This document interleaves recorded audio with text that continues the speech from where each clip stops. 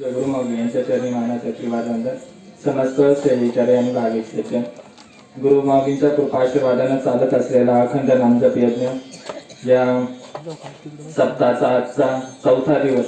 या ठिकाणी प्रत्येक जण आपल्या आपल्या परीने सेवा रुजू करताय। आज आपला स्वामी याग संपन्न झाला आणि या स्वामी यागासाठी अनेक जण उपस्थित होते, त्यामध्ये महिलांची संख्या जास्त प्रमाणात होती, कारण महिलांना भक्तीची आवड जास्त असते असं म्हटलं जातं। महिला आपल्या केंद्रामध्ये अग्रगण्य आहे सेवा करण्यासाठी, म्हणून आज सुद्धा मार्गदर्शनाला महिलांची संख्या जास्त आहे। ज्या वेळेला आम्ही संत साहित्याचा आढावा घेतो त्यावेळेला संत जनाबाई ते गेटवरचे मुलं आहे ना, कृपया खाली बसून घ्या, जास्त गडबड होती।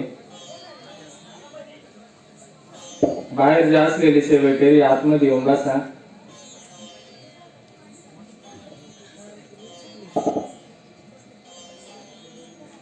ज्या वेळेला संत जनाबाई म्हणजे स्वतः पांडुरंग त्यांच्या दळण दळण्यासाठी त्यांच्या बरोबर असायचे।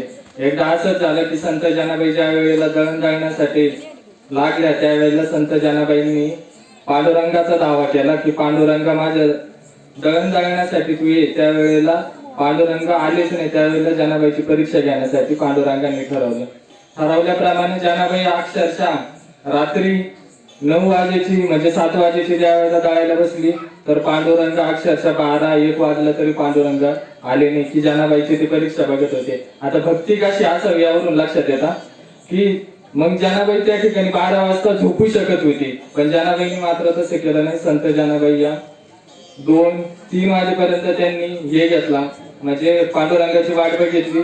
वाट बघितल्यानंतर अक्षरशः पांडुरंग येईना म्हणून संत जनाबाईंनी त्यांचं डोकं हे जात्यावरती आपटायला सुरुवात केली।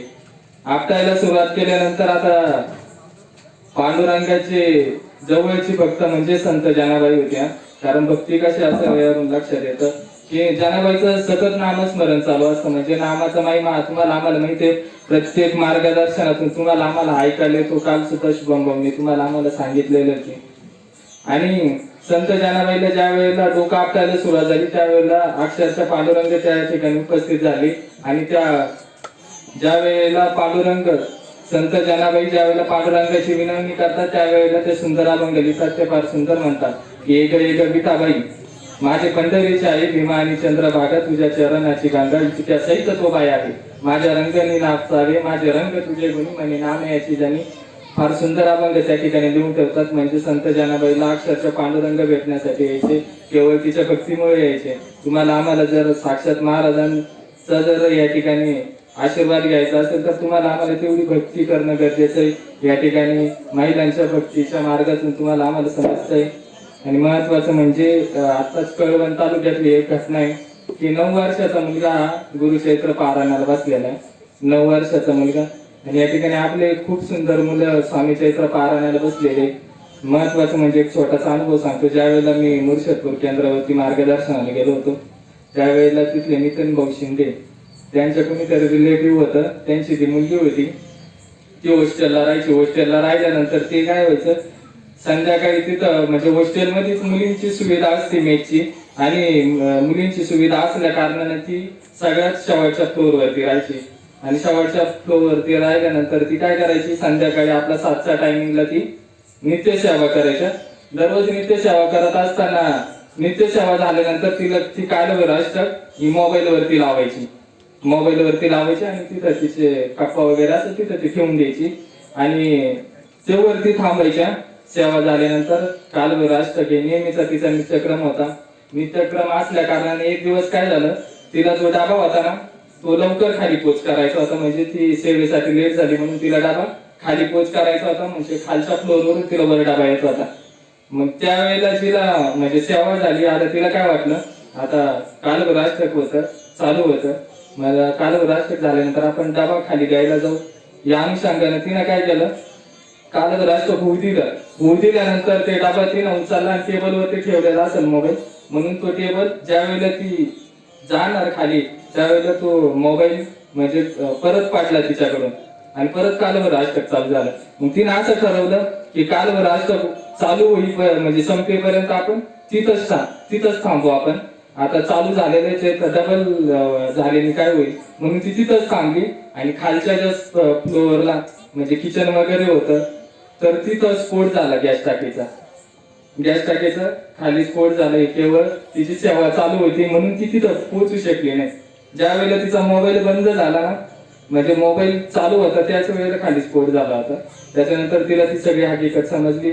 केवळ तिची नित्य सेवा चालू होती आणि कारभार असते त्या ठिकाणी लागलं. एकदा लागलेलं होतं मोबाईल पडला आणि आपोआप कसं चालू झालं तिनं स्वतः अनुभव सांगितला होता. म्हणून महाराज काय करून घेतील हे सांगता येत नाही. त्याच्यासाठी आपली भक्ती आणि आपली सेवा चालू असणं गरजेचं आहे. नेहमी भाऊ सांगत असतं मार्गदर्शनातून की आपली सेवा चालू ठेवा. प्रत्येक मार्गदर्शक आपल्याला तेच सांगतो. आपण 7ही दिवस सुंदर असं मार्गदर्शनाचं या ठिकाणी आरस आखलेली आहे. आज थोडं वेगळं आपल्याला वेगळ्या दिशेने वळावं लागेल कारण आज विठ्ठल भाऊंचं मार्गदर्शन आहे. त्यांचं तुम्ही मार्गदर्शन नेहमी ऐकत असतात.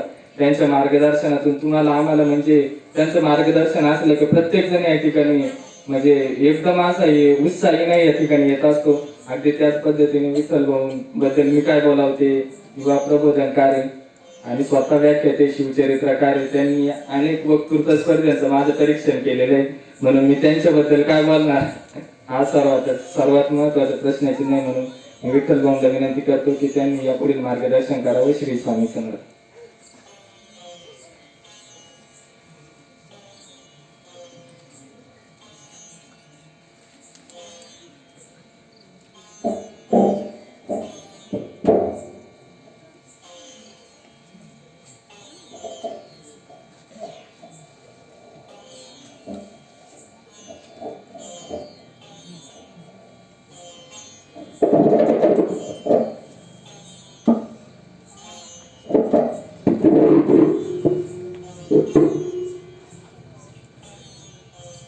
श्री स्वामी समर्थ.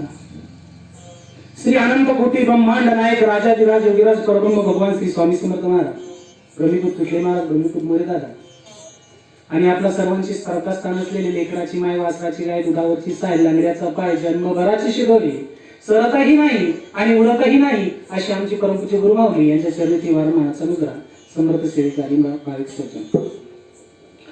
सर्वात महत्वाचं म्हणजे एक सूचना आलेली आहे भाऊंकडून की आपण गुरुचरित्राचा पवित्र असा ग्रंथाचं पारायण करतोय आणि हे पारायण करत असताना हे पारायण संपल्यानंतर प्रत्येकाने उद्यापासून एक स्वामी चरित्र करायचे. गुरुचरित्र संपल्यानंतर प्रत्येकाने एक स्वामी चरित्र करायचंच आहे असे भाऊंनी सांगितलेलं आहे. तुम्हाला एवढा आधीच लोड आणि मग कशाला करायचं म्हणजे भाऊंच्या हितासाठी करायचं. भाऊंच्या हितासाठी ते स्वतःच्या हितासाठी. कारण मी तुम्हाला सांगतो, मला आठवतं 22 किंवा 23 मार्चला लॉकडाऊन झालं. घरात बसा. सरकार काय सांगत होतं? घरात बसा. काय पूर्ण जग घरात बसलं आणि मग प्रत्येकाला स्वतःची किंमत कळाली, पैशाची किंमत कळाली, नातेवाईकाची किंमत कळाली, मुलाची किंमत कळाली, आईची किंमत कळाली, बापाची किंमत कळाली. कशी? अहो स्वतःचा बाप वारलेला असताना पोटचा पोरगा मौतीला नाही, सख्खी पोरगी मौतीला नाही, कुठलाही नातेवाईक जाळ झाला नाही. स्वतःची किंमत कळाली, पैशाची किंमत कळाली. 50 लाख रुपये देतो पण माझ्या टिंबला वाचला नाही. मग काय बरोबर येतं? म्हणून मी ते सांगण्यासाठीच तुम्हाला उभं राहिलोय की मित्रांनो, कितीही कमवा कोणीही बरोबर येत नाही, कोणीही संगत करत नाही, कोणीही साथ देत नाही. पैसा नाही, सोनं नाही, हाडकं नाही, नातेवाईक नाही, सक्का पोरगा सुद्धा जवळ येत नाही. ते प्लॅस्टिक मध्ये बांधून आणलं, हॉस्पिटलच्याच माणसांनी सरणावर ठेवलं, त्यांनीच पेटवलं. पाणी द्यायला मुलगा नाही, मुलगी नाही. आपल्या हिंदू संस्कृतीमध्ये पुराणात सांगितलेलं आहे वर्षानुवर्षे की आपले आई वडील गेले की त्यांच्या मुलाने मुलीने पाणी द्यायला जायचं असतं. पण आम्ही गेलो नाही का? भीती कशाची? मरणाची. आणि ते वास्तव आहे मित्रांनो. म्हणून ते समोर ठेवून जगायचं असतं आणि जगत असताना परमेश्वराकडे मागायचं असतं, परमेश्वराची सेवा करायची असते, परमेश्वराची आराधना करायची असते आणि तेच आपल्या बरोबर येतं. मग परमेश्वराची भांडता आलं पाहिजे, त्यातून फायदा. आपण नातेवाईकाशी वाटतो, भाऊ बांधांशी वाटतो, बांधावून भांडतो, आमकं भांडण तमकं भांडण, काय फायदा? ज्यातून फायदा होईल असं भांडण केलं पाहिजे. आणि ते कसं केलं पाहिजे? शुद्ध अंतकरणाने, निर्मळ मनाने केलं पाहिजे. मी तुम्हाला एक प्रश्न विचारतो, चहाचं पातीला घसायचंय, आतून घसायचं की बाहेरून? सांगा महिला मंडळ, पातीला घसायचंय चहाचं, आतून घसायचं की बाहेरून? बोला पटकन. आतून. बाहेरून घाण राहिली तरी चालतंय ना, नाही तुम्ही म्हणून बाहेरून घसायचं आणि आतून घाण राहिल्यावरती तसं आपलं अंतकरण आतून निर्मळ केलं आणि देवाशी भांडण मांडलं तर तो परमेश्वर द्यायलाच बसलाय मित्रांनो. ज्यातून फायदा होईल असं भांडा, पण ज्यातून फायदा होईल असं. मग मी म्हणतो, मी एकदा नाशिकला गेलो, नाशिकला गेल्यानंतर मित्र बरोबर होते आणि बरोबर असताना एका दुकानासमोरून जात असताना एका मित्राने आग्रह केला, सर चला ना दुकान, कसलं अत्तरचं दिसतंय म्हणे, थोडं अत्तर घेऊ. हे नको, कशाला अत्तर? पावडर नाही लावली मी आयुष्यात कधी ना, अत्तर चला म्हणे. आणि गेलो आणि गेल्यानंतर तिथं भरपूर प्रकारचे असे सेंट होते, अत्तर होते. आणि त्या दुकानदाराने विचारलं, कितने का दिया ये अत्तर? नाही, या मोठे विंग विंग केलेले सर सर म्हणताय म्हणे, मोठेच दिसताय या. आणि सगळ्यांना मध्ये बघितलं, बसवलं आणि वेगवेगळ्या प्रकारचं गुलाब अत्तर, केवडा अत्तर, चंदन अत्तर, आमक अत्तर, फलन अत्तर, इतक्या वेगवेगळ्या पद्धतीचे अत्तर दाखवले. आणि मी आपली एक छोटीशी 50 मिलीची एक बाटली विचारली, छोटीशी. त्याने हाताला लावून दाखवलं, हे बघा वास घ्या, ते बघा वास घ्या, सगळं दाखवलं. आणि सगळे मित्र ज्याच्या त्याच्या पद्धतीने, आपल्याकडे नाही सेंट फॉग माहिती ना, हा घमघमाट धुराळा सगळे कुणाचा, तसं मी आपलं एक 50 मिलीचं अत्तर घेतलं. आणि घेतल्यानंतर चंदन अत्तर म्हणलं, बरं आपल्याला नाही तर देवाला काही काम येईल. आणि विचारलं, कितने का दिया ये अत्तर? कितने का दिया ये अत्तर असं म्हटल्यावर त्याचं माझ्याकडे लक्ष गेलं आणि तो म्हटला 750. एवढंच 50 मिली काय त्याचं? आणि वाचता घ्यायचाच का खायचंय? 750. मित्रांनो तुम्हाला हसू येईल, पण मी मोठा धीर करून त्याला म्हटलं, 150 देता काय? ते असंच पाहायला लागलं माझ्या खालून उडून घ्या, तू थट्टा करते, साबोनी का समय हे लेना है तो नहीं तो जाने दो. परत म्हणलं, देतो का? नाही तर चाललं. असं करता करता त्याला वाटलं चेष्टाच करताय काय, आणि असं म्हटलं त्याने धरली माझी गच्ची. या साबोनी का समय, या नाक लगा रहे व्हायचा व्हायचा. आणि त्याने गच्ची धरल्यावर आता मी पण शान नको, मला राग आला, मी त्याचं गचूनच धरलं. पण आता हा व्यवहार आहे, तुझं माझं नाही जमलं, विषय फिंच आहे की नाही, गच्ची धरायचं काही काम नाही म्हटलं. आणि मग बाकीचे धावले मित्र आले, बाकीचे सोडा जाऊ द्या म्हणे, कशाला उगाच माहिती लागतात. आणि मग त्याने मला सोडलं. आणि सोडल्यानंतर आम्ही तिथून निघालो मित्रांनो. आणि निघाल्यानंतर काय सांगावं मित्रांनो, 2 दिवस माझ्या कॉलरचा वास येत. किती दिवस? 2 दिवस त्याने गचून धरलं होतं ना, ते अत्तरचे हात लावले होते. 2 दिवस कॉलरचा वास येत होता, फुकट. म्हणून भांडण कसं करायचं? देवाकडे करायचं. कसं करायचं? शुद्ध अंतकरणाने करायचं. निर्मळ भक्ती असावी, भावना असावी, तो द्यायलाच बसलेला आहे. ते का आपल्यासारखं भांडण आहे का? नळावरचं भांडण. आपल्याला आता योगायोगाने नळ नाही तर एखाद्या गावात गेला आणि भांडण बघा, बाया जमल्या आणि मग भांडण जर झालं, आमचे मराठवाड्याचे एक कवी अविनाश भारती यांनी नळावरचं भांडण याच्यावरती एक छोटीशी कविता केली. ते म्हणतात, खालच्या आळीची शिती अनवरच्या आळीची गीती, दोघी नळावर भांडत होत्या ग चांगुना. कोणाला सांगताय? चांगुना, जिला कोणातले चांगले गुण दिसत नाही अशी ती चांगुना. तिला काय सांगताय? खालच्या आळीची शिती अनवरच्या आळीची गीती, दोघी नळावर भांडत होत्या ग चांगुना. मग तेवढ्यात आली इमली, इमलीनं शितीला धरून चिमली. इमली विमल. मग तेवढ्यात आली इमली, इमलीनं शितीला धरून चिमली. मग दोघी मध्ये चांगलीच झुकली ग चांगुना, दोघी नळावर भांडत होत्या ग चांगुना. मग तेवढ्यात आली संगीता. बरं तिला पुढची बाजूला ती नंतर. मग तेवढ्यात आली कविता नाव माहिती आहे तुम्हाला. मग तेवढ्यात आली कवीने इमलीला दिली शिवी. आता बायकांच्या शिव्या काय सांगायला तर पाहिजे नाही. रानकीचे बसा पडे बटन दाबलं की थांबलं. मग तेवढ्यात आली कवीने इमलीच्या दिली शिवी. वरून तिच्याच कानाखाली लावली ग चांगुना. दोघी नळावर भांडत होत्या ग चांगुना. वरच्या घरातून आली सुप्रिया वरच्या घरातून आली सुप्रिया. तिनं कवीच्या धरल्या झिपऱ्या. आता बायकांचं भांडण म्हणल्यावरती के सोडल्याशिवाय बाई माणसाची जात आकळ नाही. वरच्या घरातून आली सुप्रिया. तिनं संगीच्या धरल्या झिपऱ्या. तिच्या नवऱ्याला म्हणली उपऱ्या ग सांगुना. दोघी नाळावर भांडत होत्या ग सांगुना. मग नंतर आली दगडू अक्का. तिनं सुप्रियाचा घातला बुक्का. दगडू अक्का होती. वैताग आला, सगळं गाव जमलं. भांडण शिगेला गेलं, नळावरचं भांडण. सरपंच आला, पाटील आला, सगळं गाव जमलं. मग नंतर आली दगडू अक्कानं सुप्रियाच्या घातला बुक्का.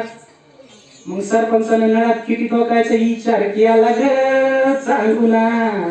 दोघी नळावर भांडत होत्या ग सांगून. नळच बंद केला तर भांडण संपलं तसं संपणार नाही. असा विचार करून एकदाच सरपंचाने नळात काय ठोकली. असं भांडण नाही. आपल्याला परमेश्वराकडे मागता आलं पाहिजे. शुद्ध अंतःकरणाने मागता आलं पाहिजे. चांगल्या मनाने, निर्मळ मनाने चित्त शुद्ध ठेवून. कंदिलाची काच मी तुम्हाला सांगत असतो. तुकाराम महाराज म्हणतात की नाही निर्मळ जीवन तर काय करील साबण. म्हणून तुका म्हणे चित्त करारे निर्मळ. चित्त मन निर्मळ करा. मी बोलतोय तुम्ही मनाने ऐकताय की चित्ताने ऐकताय. कशाने ऐकताय. कशाने. कानाने ऐकताय. कशाने. मी म्हणतो कानाने ऐकू नका, मनाने ऐकू नका, चित्ताने. मन जे आपल्याला काबूत ठेवायचं आणि ते निर्मळ करून तुम्ही ऐका. बघा नामदेव महाराज भगवंताकडे गेले आणि नामदेव महाराज हे अधिकारी पुरुषी. मागण्याची त्यांची पात्रता आहे. आणि मग पात्रता असल्यामुळे ते गेले भगवंताकडे. आणि पांडुरंगाकडे गेल्यानंतर पांडुरंगाच्या चरणावरती डोकं ठेवलं. आणि पांडुरंग नामदेवा काय पाहिजे मागा म्हणे. तुम्हाला काय पाहिजे. आणि मग नामदेवाने सुरुवात केली म्हणे परमेश्वरा मला तुमचे चरण द्या. काय द्या. बघा बरं का मागणं आपण पारायण करतोय, गुरुचरित्र करतोय, स्वामी चरित्र करतोय, 11 माळी जपतोय, सगळंच आमचं फलन दिसतं ना, इतकी सेवा करतोय. मागतोय काय. मी तुम्हाला तेच सांगणार आहे की संतांसारखं मागायला शिका, संतांसारखं मागायला शिका की ज्यातून फायदा होईल. आणि फायदा असा की स्वतःचा उद्धार होईल. आणि नामदेवांनी मागितलं देवा काय द्या. चरण सेवा. काय मागताय. तुमचं चरण. पांडुरंग म्हणतो कशाला.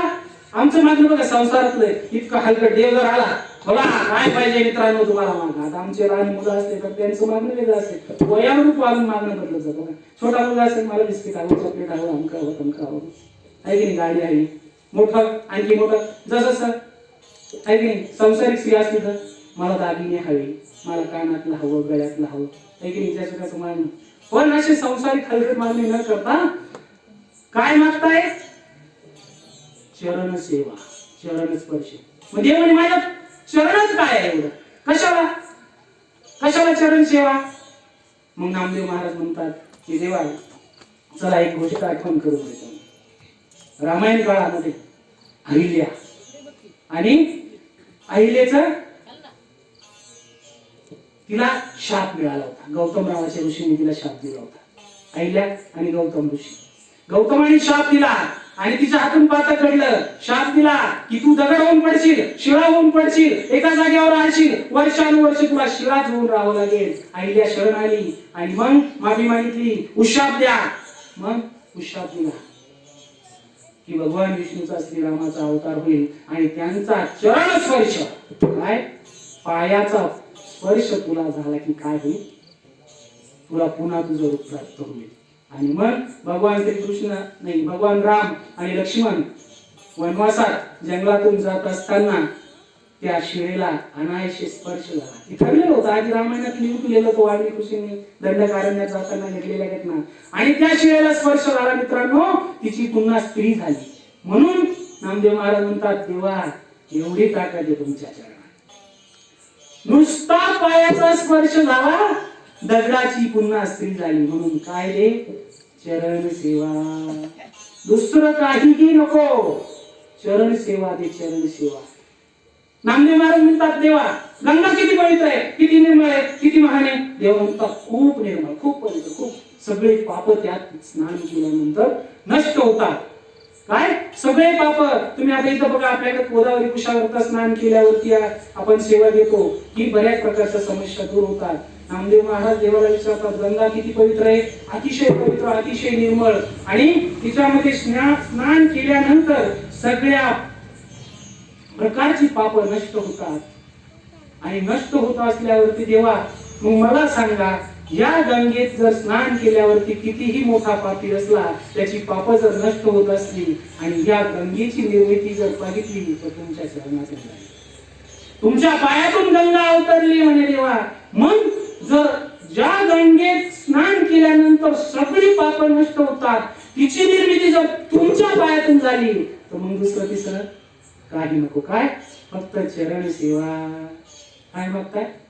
फक्त तुमचा चरण पायाची सेवा करण्याची मला सेवा द्या. अरे नामा काय मागतो म्हणे, अरे मागण्यासारखं या संसारात खूप आहे म्हणे, दुसरं काहीतरी माग. चरण सेवा काय म्हणे, देवा तुम्हाला पुन्हा एकदा विचारतो, तुमची बायको तुम्हाला आवडते का म्हणे. देवाला काय विचारताय, तुमची बायको आवडते का म्हणे तुम्हाला. म्हणजे नामदेवा हे काय प्रश्न झाला का म्हणे, माझी बायको पण किती आवडते. अरे म्हणे ती लक्ष्मी आहे म्हणे, लक्ष्मी ती मला फार आवडते म्हणे. काय ती लक्ष्मी आहे आणि ती मला फार आवडते, तिच्या तळपायाला बघून चंद्र सुद्धा सूर्य सुद्धा लाजतो म्हणे. मग मला सांगा म्हणे देवा, तुमच्या बायकोला जर कोणी पळवलं तर. काय नामदेवा, माझ्या बायकोला कशाला कोण पळवेल. असंच ना देवा, काय खोटं बोलता राव म्हणे देवा. गरीबाचं जर ठेवायचं जात, मोठ्याचं असंच आहे, मोठ्याचं ठेवायचं झाकून आणि गरीबाचं सांगायचं सगळ्यांना मोठमोठ्याने. तुमची बायको चोरली नव्हती का म्हणे राम अवतारात. हो चोरली होती. आणि मग रामायण घडत असताना तुमची बायको चोरल्यानंतर म्हणे देवा किती मोठं नाट्य केलं तुम्ही. 18 लक्ष वानर, 74 कोटी एवढा मोठा लावाजमा घेऊन तुम्ही रावणावरती चालून गेला आणि मग तिथे पूल बांधला, रावणाशी युद्ध, सगळं एवढं मोठं रामायण तुम्ही घडवलं. आणि तुम्ही म्हणता कशाला माझी बायको चोरून नेईल. आणि हे करत असताना, युद्ध चालू असताना तिथं हनुमंत लंकेत गेला आणि लंकेत गेल्यानंतर हनुमानच्या चरणावरती एक जण नतमस्तक झाला. कोण? रावणाचा भाऊ. कोण? विभीषण. आणि विभीषण म्हटला रावणाला, ते हनुमंताला, की हनुमंता मला तुमच्या पार्टीत येता येईल का. काय मला तुमच्या पार्टीत येता येईल का. आणि तेव्हापासून सुरुवात झाली आहे की नाही. आता ग्रामपंचायत लागतात, याच्या पार्टीतून त्याच्या पार्टीत, त्याच्या पार्टीतून, आहे की नाही. आपल्याला राजकारणाचा विषय आणायचा नाही मित्रांनो. आणि मग विभीषण हनुमंता बरोबर गेले रामाकडे आणि राम बसलेले होते कुठे, एका शिळेवरती. अशा माझ्या उंचीच्या एवढी शिळा होती, खांद्याच्या शिळे एवढे उंचीची एक शिळा, त्याच्यावरती लक्ष्मण बसलेले होते, बाकीची वानर सेना उभी होती. आणि हे सगळं असताना विभीषणाला घेऊन हनुमंत रामाकडे गेले. आणि गेल्यानंतर विभीषणाने पहिलं काय कृत्य केलं तर रामाच्या चरणावरती आपलं मस्तक टेकवलं, आपलं डोकं टेकवलं रामाच्या पायावर. आणि टेकवल्यानंतर रामाने बघितलं कुणाकडे, लक्ष्मणाकडे. आणि म्हणे उठा उठा, विभीषणाला बसू द्या.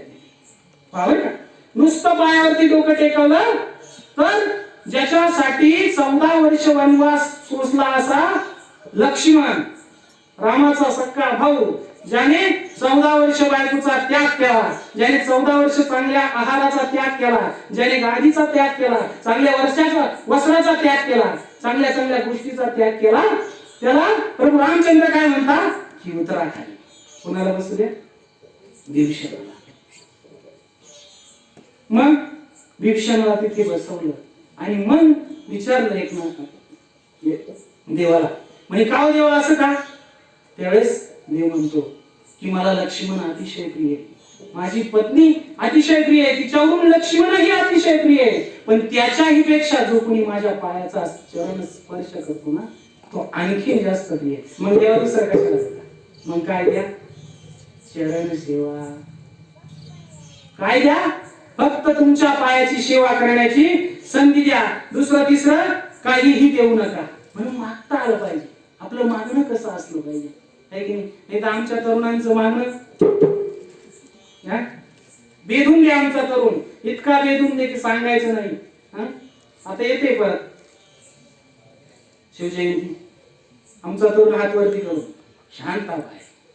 काय शांताबाई? काय त्याच्यात 4 शब्द आहे, पण इतकं गाजलं हे गाणं. त्याचा जर इतिहास जर पाहिला मित्रांनो तर एक बाप होता, तो आपल्या पुरीला झोपी लावत होता. तिला झोपी लावताना, आता लहान बाळाला झोपी लावायचं म्हणजे अंगाई गीत आलं पाहिजे, हे की नाही? आणि ते अंगाई गीत म्हणायचं होतं, पण त्याला अंगाई गीत येतच नाही. तो म्हणण्याचा अधिकार भगिनींचा, आहे की नाही?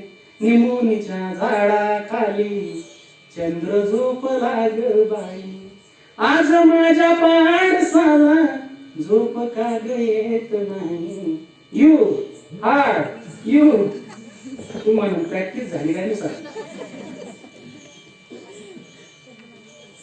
आणि त्याला ते येतच नव्हतं अंगाई गीत, म्हणून तो त्या पुरीच्या आत्याचं नाव घ्यायचा, शांताबाई. शांताबाई चक्रा मारी ती नखरे करी शांताबाई. आणि मग त्याचं गाणं तयार झालं, कोणीतरी ऐकलं आणि 4 शब्द. काय? शांताबाई शांताबाई चक्रा मकरा चक्रा मकरा तोई शांताबाई. मित्रांनो, मला असं सांगायचंय की आयुष्य जगत असताना आपण जवळून अनुभवलं, करोनाच्या काळामध्ये कोणीही कोणाचं नसतं. म्हणून परमेश्वराच्या लीन पायावरती डोकं ठेवून आपण त्याच्याकडे काय मागितलं पाहिजे? एवढं पारायण केलं आपण, काय मागितलं पाहिजे? नामदेव महाराजांसारखं काय? हेची दान दे का देवा, तुझा विसर न. एवढंच सांग की तुझा विसर झाला पाहिजे नाही, त्यातून आपला उद्धार होणार आहे. नाहीतर काही खरं नाही, बरोबर काही नेता येणार नाही. मित्रांनो, तुम्हाला सांगतो 7 जून 1674 वार शनिवार रायगडावर सोनेरी सिंहासन उभं ठाकलं. राज्याभिषेकाचा सोहळा, छत्रपती शिवरायांचा राज्याभिषेक. काय मागावं मी तुम्हाला सांगतो. राज्याभिषेकाचा सोहळा, आनंद झाला. लताला आनंद झाला, वेलीला आनंद झाला, गगनाला आनंद झाला, मातीला आनंद झाला, प्रत्येकाला आनंद झाला. इतका आनंद का की महाराष्ट्रात मराठ्यांचा राजा होतोय. आणि हे 32 मनाचं सोनेरी सिंहासन रायगडावरती उभं राहिलं. हिरे, माणिक, मोती, फुलं सुशोभित असा रायगड सजवला गेला. आणि या रायगडावरती 51 लाख लोक उपस्थित होती. किती? गागा भट्टाच्या उपस्थितीत 21,000 ब्राह्मणांच्या स्तोत्र मंत्रामध्ये रायगडावरती राज्याभिषेकाचा सोहळा. अतिशय प्रसन्न मनमोहक असं वातावरण. आणि या वातावरणात तिथं शिवाजीराजे येणार होते, मासाहेब जिजाऊ येणार होत्या, शंभूराजे येणार होते, सोयराबाई येणार होत्या. आणि हे येण्याआधी अतिशय प्रसन्न सुंदर असं वातावरण त्या रायगडावरती उभं ठाकलं. आणि राज्याभिषेकाचा सोहळा सुरू झाला. मंत्रोक्त शास्त्रोक्त सगळ्या प्रकारचे मंत्र म्हटले गेले. शिवाजीराजे महाराजांचा राज्याभिषेक सुरू झाला. आणि राज्याभिषेक होत असताना मित्रांनो, सरदार खुश होते, सेनापती खुश होते, सैनिक खुश होते, प्रजा खुश होती, सगळेच आनंदी आनंद होते. कारण या हिंदुस्थानला पहिला महाराष्ट्राचा, या मातीतला मराठ्यांचा राजा मिळणार होता. आणि राज्याभिषेकाचा सोहळा पार पडला. सैनिकांनी, सरदारांनी कोणी काय आणलं, कोणी काय आणलं, कोणी गंगेचं पाणी आणलं, ज्याच्या त्याच्या ऐपतीप्रमाणे कोणी बक्षीस देण्यास, महाराजांना भेट वस्तू देण्यासाठी कोणी फुलांचा हार आणला, कोणी पानांचा हार आणला, कोणी सोनं आणलं, कोणी नाणं आणले, कोणी दागिने आणले, ज्याच्या त्याच्या पद्धतीने जेणे त्याने. कारण रिकाम्या हाती जाऊ नये असं म्हणतात, आपल्या संस्कृतीत सांगितलेलं आहे. कुठलाही सोहळा असेल तर रिकाम्या हाताने जाऊ नये. ज्याने त्याने ज्याच्या त्याच्या पद्धतीने महाराजांना भेट वस्तू देण्यासाठी एक एक वस्तू आणली आणि महाराजांना अर्पण केली. आणि त्या सगळ्या अर्पण केल्यानंतर, महाराजांनी घेतल्यानंतर महाराज द्यायला बसले. बोल तुला काय पाहिजे, बोल तुला काय पाहिजे. सरदार, सेनापती सगळ्या सैनिकांना विचारताय, प्रत्येकाला देत आहे. महाराज पुरीचं लग्न आहे, थोडं पैसे पाहिजे, देऊन टाका रे. महाराज थोडं सोनं पाहिजे, देऊन टाका रे. मुलुकगिरी पाहिजे, देऊन टाका रे. सरदारकी पाहिजे, देऊन टाका रे. शेतीला बैलजोडी पाहिजे, देऊन टाका रे. एकच राहिले. काय पाहिजे? जे पाहिजे ते महाराज देतच राहिले. देऊन टाका रे, देऊन टाका रे. सगळं सगळं सगळ्यांना दिलं. आणि हे देऊन झाल्यानंतर एकटेच बसले. महाराजांच्या डोळ्यात पाणी आलं आणि महाराजांच्या मनात विचार आला की जे हयात आहे त्यांना सगळ्यांना देऊन टाकलं, पण ज्यांच्यामुळे, ज्यांचं रक्त सांडल्यामुळे या सिंहासनावरती मी बसू शकलो, त्यांना काय देऊ? काय देऊ माझ्या तानाजीला? काय देऊ माझ्या मुरारबाजीला? काय देऊ माझ्या बाजीला, ज्याने घोडखिंडीची पावन खिंड केली? काय देऊ? काय देऊ शिवाकाशी? काय देऊ प्रतापराव गुजर? काय देऊ? असं म्हणत राजांच्या डोळ्यात पाणी आलं. आणि पाणी घळघळा वाहत असताना समोर एक तरुण उभा होता आणि त्या तरुणाकडे लक्ष गेलं आणि 22 वर्षाचा तरुण महाराजांच्या नजरेस पडला. महाराजांनी जवळ बोलावला. काय म्हणे? राज्याभिषेकाचा सोहळा, आनंदाचा दिवस, सगळे काही ना काही मागताय, तू काहीतरी माग ना. राजा मला नाही काय पण नाही. अरे माग. मुसलमान समाजाचं करून काय मागावं मित्रांनो? त्याला पण सांगितलं अरे माग, काहीतरी माग. राजा मागितलं ते देशाल का? अरे जीव माग, ओवाळून टाकी, फक्त मागून तर बघ. आणि मग त्या तरुणानं राजांकडे मागणी केली. म्हणे राजा तुम्ही त्या सिंहासनावरती बसलाय ना, म्हणे त्या सिंहासनावरची चादर झटकण्याची रोजची सेवा मला द्या. काय मागितलं? चादर झटकण्याची सेवा. काय नाव होतं त्या तरुणाचं? मदारी नेता. काय मागतोय? राजा आहे पुढे बसलेला. आपल्याला म्हटलं माग काय पाहिजे, काय मागू आपण? आपली यादी फार मोठी. म्हणून मित्रांनो मागता आलं पाहिजे, पण कसं? निर्मळ अंतःकरणाने, मनात कुठल्याही प्रकारचा काहीही स्वतःचं हित न बाळगता मागता आलं पाहिजे. तर ते आपल्याला चांगलं सकारात्मक काहीतरी देऊ शकतं. अन्यथा आपल्या मागण्याला काही अर्थ नाही. मग आपलं भांडण आणि नळावरचं भांडण सारखंच, त्याच्यात काही बदल नाही. आताचे तरुण बघा आपलं चालू आहे.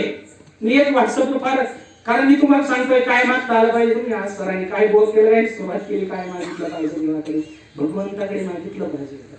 कारण आपला तरुण आता सोशल मीडियावरती, व्हॉट्सअप, फेसबुकवरती कमेंट्स, लाईक, फोटो टाकतात. लाईक करा भावाला, बर्थडे आहे भावाचा, काय काय येत आहे की नाही. तुम वाजला, अरे बबलीचं मेसेज आला की काय काय आई नीट बघ बबली असेल की काय. पण मी एकदा व्हॉट्सअपला, सोशल मीडियाचा इतका परिणाम झालाय ना आमच्या तरुण मित्रांच्या डोक्यावरती की काही केल्याने उतरणे. मी एक व्हॉट्सअपला एक सुंदर जोक वाचलं, मला इतकं हसायला यायला लागलं की असंच बघण्याचा कार्यक्रम होता. स्थळ आलं मुलीला बघण्यासाठी, मुलाला बघण्यासाठी. आणि आता आधुनिक युगातले आपण आहे की नाही, पूर्वी आई बापाला बघत नव्हते, बाप आईला बघत नव्हता, घरच्या आले पसंत झाले, लगीन लावलं, संसार पण झाला, आपली निर्मिती पण झाली, काळ बदलला. आता आपली पसंती बघितली जाते. आणि मग तिथं बघण्याचा कार्यक्रम होता. आणि बघण्याचा कार्यक्रम असल्यावरती तिथं आले, मुलीकडे बघण्यासाठी आले, मुलाकडे बघण्यासाठी, दोघे कुटुंब एकत्र आले. आणि आल्यानंतर मुलाच्या बापाने विचारलं काय करते तुमची मुलगी? म्हणे हिरोईन आहे. काय हिरोईन? अभिनेत्री? मला वाटलं काही चित्रपटाची निर्मिती केली असते. म्हणजे कुठल्या चित्रपटात काम केलंय ती? नाही, टिकटॉक वरती तिचा रोज एक व्हिडिओ असतो. काय? टिकटॉक वरती तिचा रोज एक व्हिडिओ असतो म्हणे. आणि मग पोलिसच्या बापाने विचारलं तुमचा पोरगा काय करतो? मिलिटरीत असतो म्हणे. मिलिटरीत? काही BSF मध्ये? नाही ना, पबजी. हो पबजी, गोळ्या, थळ थळ थळ थळ,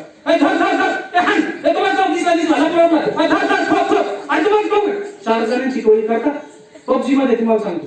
आणि असे घरात कोण आहे ते घरात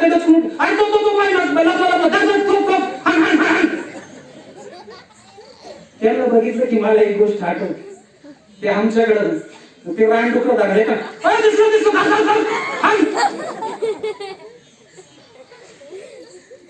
10-11 लोकांची टोळी राहते, तशीच आपली गती. मग हे कलियुगातले काय म्हणावं, रानडुकरं धरणारेच म्हणायचं, दुसरं तिसरं काय नाही. म्हणून मित्रांनो परमेश्वराकडे मागायचंय. आणि नामदेव महाराज मागताय काय? द्या देवा चरण सेवा. काय मागताय? चरण सेवा, दुसरं तिसरं काही नाही. आणि मग एवढं चरण कशासाठी? कशासाठी म्हणल्यावरती नामदेव महाराज आणि भगवंताला प्रश्न करतात, म्हणे भगवंता आम्ही रोज तुमच्या मंदिरात दर्शनाला येतो, तुम्हाला मी मागच्या वेळेस सांगितलेली असेल ही कथा, चरण देवाच्या चरणात किती अर्थ लपलेला आहे. आणि म्हणे आम्ही रोज दर्शनाला येतो आणि दर्शनाला आल्यानंतर एका झाडाचं दर्शन घ्यावं लागतं म्हणे, आणि त्या झाडाचं दर्शन घेतल्यानंतर तुझ्या चरणावरती पाय ठेवायला मिळतो म्हणे. कोणाचं ते झाड? कुणाचं?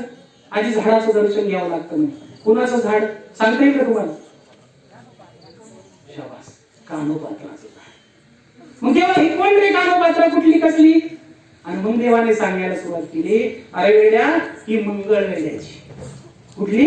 मंगळ वेड्याची कानोपात्रा. आई माहित नाही, बाप माहित नाही, वेश्याची मुलगी, कुठल्या कुळातली, कुठल्या कशातली काही सांगता येणार नाही. आणि अशी तिला लोक हिरवायचे, वेश्याची मुलगी, वेश्याची मुलगी, 16 वर्षाची तरुण मुलगी, दिसायला सुंदर, देखणी अतिशय, आणि तिला तिच्या मागे लोक वागायचे. आणि मग तिनं काय केलं की ज्ञानोबाची चरण केले आणि ज्ञानोबाला विनंती केली की ज्ञानोबा, लोक हिनवतात रे, वेश्येची मुलगी म्हणून चिरवतात, टपून बसतात, लचके तोडायला बघतात, काहीतरी मार्ग दाखव. आणि मग ज्ञानोबाने सांगितलं की पंढरपूरला जा, विठ्ठलाच्या मंदिरावरती, तिथं पायावरती मस्तक ठेव आणि पायात घुंगरू बांध, हातात विणा घे आणि पांडुरंगाचं भजन कर. आणि मग ती पांडुरंगाचं भजन नाचून नाम संकीर्तन भगवंताचं भजन करायला लागते. इतकी धुंद होते, दिसायला सुंदर, देखणी तरुण, 16 वर्षाची मुलगी, आणि तिच्यावरती बिदरच्या बादशाची नजर पडते. आणि नजर पडल्यानंतर तिच्या वेळेस भजन म्हणायची, पांडुरंगाचं नाचायची, गर्दी जमायची, लोक जवळ यायची, बघायची. आणि ही गर्दी बघताना बिदरचा बादशाह तिथून चालला, त्याची नजर तिच्यावरती पडली. आणि मग कानोपात्राला पकडून आणण्याचे सैनिकांना सांगितलं गेलं. आणि ज्यावेळेस सैनिक तिला पकडण्यासाठी येत आहे असं कळल्यानंतर तिनं आपलं डोकं कुठे ठेवलं? पांडुरंगाच्या चरणावरती. आणि डोकं आपटून काय केलं? जीव दिला. डोकं आपटून जीव दिला. आणि मग ते प्रकरण गावातले लोक जमले, अय्यो मंगळ कुळातली कुठली काय, आणि इथं आणि पवित्र झालं अपवित्र झालं मंदिर म्हणे. आणि सगळी चर्चा, लोक जमली. आणि अपवित्र झाल्यानंतर लोक गडबडा, गर्दी आणि भाषण, सगळे एकमेकाला दोष द्यायला लागले. आणि त्यावेळेस आनंद स्वामी नावाचे ब्राह्मण तिथं आले आणि त्या ब्राह्मणाने सगळ्यांना शांत केलं. आणि देवाने त्या स्वामींच्या स्वप्नात येऊन सांगितलं की हिला माझ्या उजव्या पायाजवळची समाधी. कुठं? हिची उजव्या पायाजवळ. आपण ते गाणं म्हणतो बघा, एक वेश्येची मुलगी भक्ती करून धन्य झाली, कानोपात्राला देवान मंदिरात जागा दिली, संत चोखोबा शेजारी आहे नामदेव पायरी. ती कानोपात्रा, तिला उजव्या बाजूला जागा दिली, समाधी बांधली आणि त्याच्यावरती झाड उगवलं. त्या झाडाला म्हटलं जातं कानोपात्राचं झाड. मग देव सांगतोय, तिनं माझ्या चरणावरती मस्तक ठेवून प्राणाची आहुती दिली. म्हणून काय? माझ्या उजव्या बाजूला तिला जागा मिळाली. आणि म्हणून तिला जागा मिळाली. मग नामदेव राय म्हणतात, देवा मग दुसरं तिसरं कशाला? चरण सेवा. किती उदाहरण सांगितलं असेल मी. काय मागायचंय महाराजांकडे? काय मागायचंय की महाराज फक्त तुमची चरण सेवा. पण आमची नित्य सेवा चालू नाही, तर चरण सेवा कुठे येते? आहे की नाही? इतकं करून भर रसात नवरस माहिती नाही साहित्य. प्रत्येक साहित्यातलं प्रत्येक गोष्ट व्यक्त होत असताना ती रसातून, प्रत्येक रसातून व्यक्त होत असते. आणि नामदेव राया मागताय, पण कोणत्या रसात मागताय? भक्ती रसात मागताय. साहित्यात किती रस आहे? 9 रस आहे. किती रस आहे? 9 रस. त्यातला भक्ती रस, साहित्यातले 9 रस, शृंगार रस. कुठला रस? 9 रस. त्यातले एक रस आहे शृंगार रस. शृंगार रस त्याच्यात काय असतं की स्त्रीला पुरुषाबद्दल आणि पुरुषाला स्त्रीबद्दलची वाटणारी प्रेम भावना व्यक्त केली जाते. त्या रसाला शृंगार रस असं म्हणतात. आमच्या रामजोशींनी एक म्हटले बघा, सुंदर मनामध्ये भरली हवेली तर शिरली जरा नाही ठरली, मोत्याचा भांगरे गड्या हौस नाही पुरली. जशी मनमत रती धक, जशी मनमत रती धाकटी, सिंहसम कटी उभी ये कटी, अंगी ज्वानीचा लहर मारिते लहर मदन तलवार. शृंगार, शृंगाराचं वर्णन केलेलं आहे. सुंदर मनामध्ये भरली हायवेने तर शिरली, जरा नाही तर थोड क्षणभर पाहिली. असा शृंगार रसामध्ये त्याचं वर्णन येतो. वीर रस साहित्यातला दुसरा रस काय मी थोडक्यात तुम्हाला, कारण आपल्याला भगवंताकडे मागायचंय, पण कोणत्या रसात मागता आलं पाहिजे? भक्ती रसा, शांत रसा, शांत रस, नाही तर मग कोणत्या रसात. म्हणून तुम्हाला मी थोडक्यात साहित्यातले 9 रस सांगतो. वीर रस, वीर रस नुसतं ऐकलं तरी अंगावरती क्षार आहे. खबरदार ताज मारली झालं पुढे तर चिंदड्या चिंदड्या आवडीला राही राही ये वड्या. वीर रस एखाद्याला म्हणायला आलं पाहिजे वीर रसामध्ये, नाही तर खबरदार ताज मारली झालं पुढे तर चिंदड्या चिंदड्या आवडीला राही राही ये वड्या. कोणता रस झाला काही माहिती ऐकी. वीर रस अंगावरती क्षार आले पाहिजे. खबरदार जर ताज मारली सावळे तांडे शिवाजी महाराजांना झालं पुढे तर चिंगड्या चिंगड्या आवडी राही राही ये वड्या. हा वीर रस. त्याच्यानंतर हास्यरस, करुण रस. करुण रस पण आहे, हास्यरस पण आहे. करुण रस, करुण रस आहे. आमच्या प्रमोद शिंदेनी कविता बघा. करुण रसात आई खरंच काय असते, लेकराची माय असते, वासराची गाय असते, दुधावरची साय असते, लागेल्याचा पाय असते, आई असते जन्मभराची शिदोरी, सरतही नाही आणि उरतही नाही, आई खरंच काय असते. करुण रसात ऐक नाही किती गाणे. कितीतरी तू मजला करशील मार जोड, आई गाई तुझी माया पेड्याहून गोड. किती करुण आहे. ऐकायला छान वाटत. नभीची चांदणी तू चंदनाची कोर, शीतल तुझी छाया मला हवी जीवनभर. ऐक करुण. आई देवापाशी आई, आई तुलाच मी मागेन, आई माझी मायेचा सागर, दिला तिने जीवनाकार. त्याला करुण रस म्हणे. नंतर हास्यरस चौथा. निखळ हास्य ज्यातून विनोद निर्माण होतो त्याला हास्यरस म्हणतात. मग हास्यरस रसात देवाकडे मागे पाहिजे. देवा गेलं चरण सेवा काय म्हणतो देवा गेलं मागे चालत हा नाही. ज्यातून विनोद होतो हास्य होतो त्याला हास्यरस म्हणतात.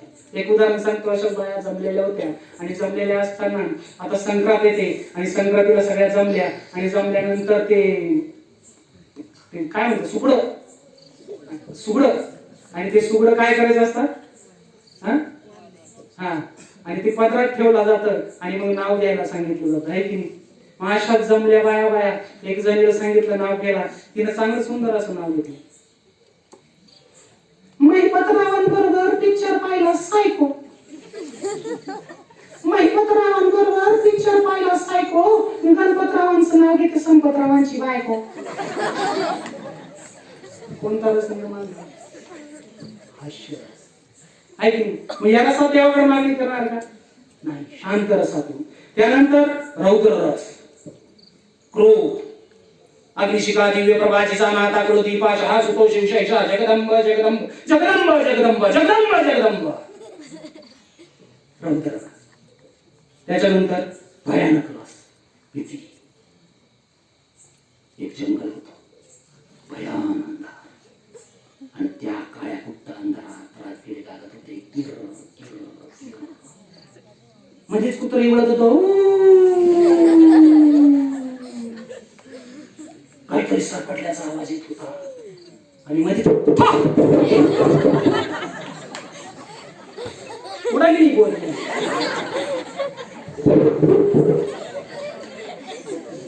कोणता रस तयार झाला मित्रांनो?